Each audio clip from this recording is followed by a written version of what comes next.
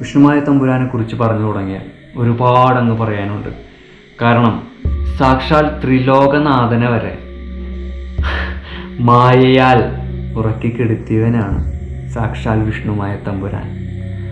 സാക്ഷാൽ വിഷ്ണുമായ തമ്പുരാൻ്റെ ചരിതം നാം അറിഞ്ഞിരിക്കണം.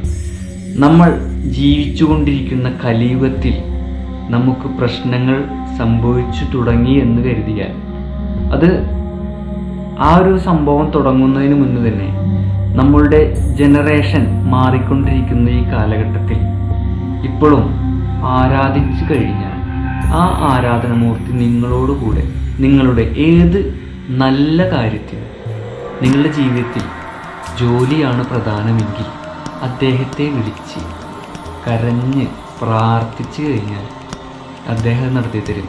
അതിനിടയിൽ ഒരു മന്ത്രിയോ തന്ത്രിയോ വേണ്ട. മറ്റുള്ളവർക്ക് നമ്മൾ പൈസ കൊടുത്തുകൊണ്ട് ചാത്തനെ ആരാധിക്കുന്നതല്ല യഥാർത്ഥത്തിൽ ചാത്തൻ ആരാധന എന്ന് തന്നെയാണ് മനുഷ്യനായി ജീവിക്കുന്ന ഞാൻ മനസ്സിലാക്കുന്നത്. പക്ഷേ അവിടെ ഒരു ചോദ്യം വന്നുകൊണ്ടിരിക്കും. അപ്പോൾ എന്തിനാണ് അമ്പലങ്ങൾ? അമ്പലങ്ങൾ എന്ന് പറഞ്ഞാൽ ആ ആരാധനാമൂർത്തിയെ ആരാധിക്കുന്നതിന് വേണ്ടി, അത് ആ ആരാധന കൃത്യമായി നടന്നു പോകാൻ വേണ്ടി സംഘടിച്ച ഒരു സംഘടന. ഒരിക്കലും അവരല്ല ദൈവം. അവരുടെ ഉള്ളിലിരിക്കുന്ന ആ ചൈതന്യമാണ് ദൈവം എന്ന് പറയുന്നത്. അപ്പോൾ ചാത്തന് വേണ്ടിയിട്ട് നമുക്ക് ഇഷ്ടമുള്ളത് കൊടുക്കാം. അത് കാശ് തന്നെ ആവണമെന്ന് ചാത്തൻ പറയുന്നില്ല. കാശ് തന്നെ ആവണമെന്ന് ചാത്തൻ പറയുന്നതേ ഇല്ല. ചാത്തൻ കാശ് കണ്ടുപിടിക്കുന്ന കാലത്തിന് മുന്നേ ചാത്തനുള്ളതാണ്. കാശൊക്കെ എന്നാണ് കണ്ടുപിടിച്ചത്?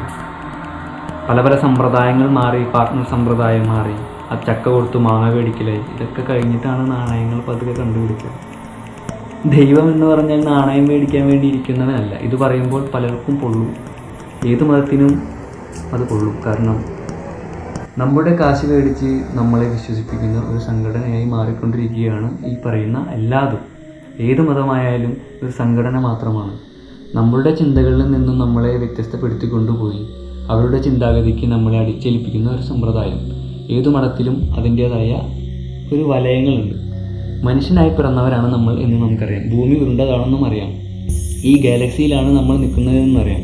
എന്നിട്ടും ഭൂമിയുടെ വലിപ്പം പോലും മനസ്സിലാക്കാതെ ഭൂമിയിൽ നിന്ന് കുറ്റം പറഞ്ഞ് അങ്ങോട്ടും ഇങ്ങോട്ടും തല്ലുന്ന വെറും മരപ്പാവകളാണ് മനുഷ്യർ, ഈ മതങ്ങൾ വിശ്വസിക്കുന്നവർ എന്ന് തന്നെ പറയാം.